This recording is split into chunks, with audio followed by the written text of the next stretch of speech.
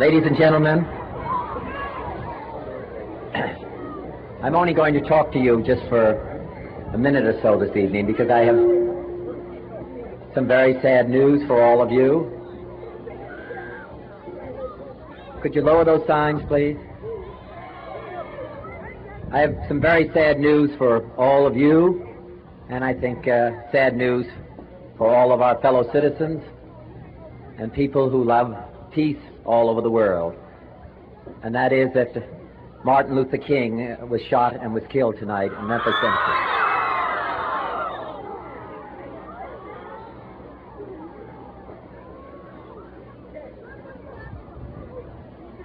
Martin Luther King dedicated his life to love and to justice between fellow human beings. He died in the cause of that effort. In this difficult day, in this difficult time for the United States, it's perhaps well to ask what kind of a nation we are and what direction we want to move in. For those of you who are black, considering the evidence evidently is that there were white people who were responsible, you can be filled with bitterness and with hatred and a desire for revenge.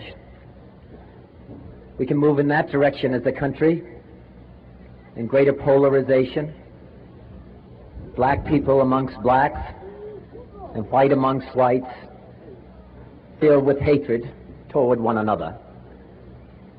Or we can make an effort, as Martin Luther King did, to understand and to comprehend and replace that violence, that stain of bloodshed that is spread across our land with an effort to understand,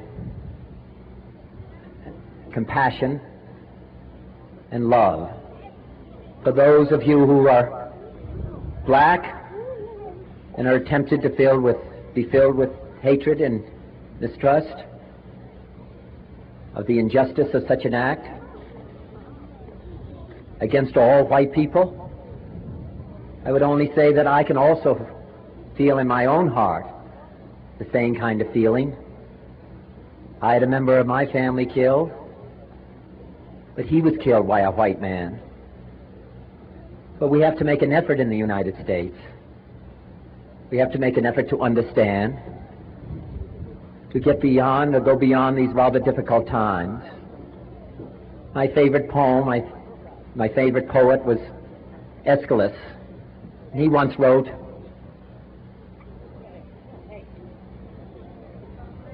"Even in our sleep, pain which cannot forget falls drop by drop upon the heart, until in our own despair, against our will, comes wisdom through the awful grace of God."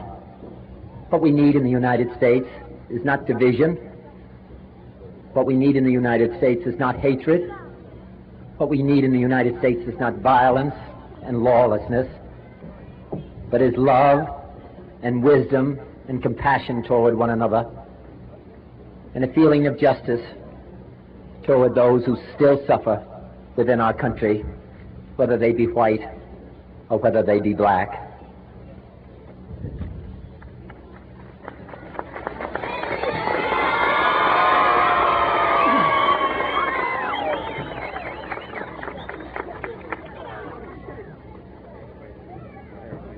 So I ask you tonight to return home, to say a prayer for the family Martin Luther King, yeah, it's true, but more importantly to say a prayer for our own country, which all of us love, a prayer for understanding and that compassion of which I spoke. We can do well in this country. We will have difficult times. We've had difficult times in the past, but we will have difficult times in the future. It is not the end of violence. It is not the end of lawlessness, and it's not the end of disorder. But the vast majority of white people and the vast majority of black people in this country want to live together, want to improve the quality of our life, and want justice for all human beings that abide in our land. With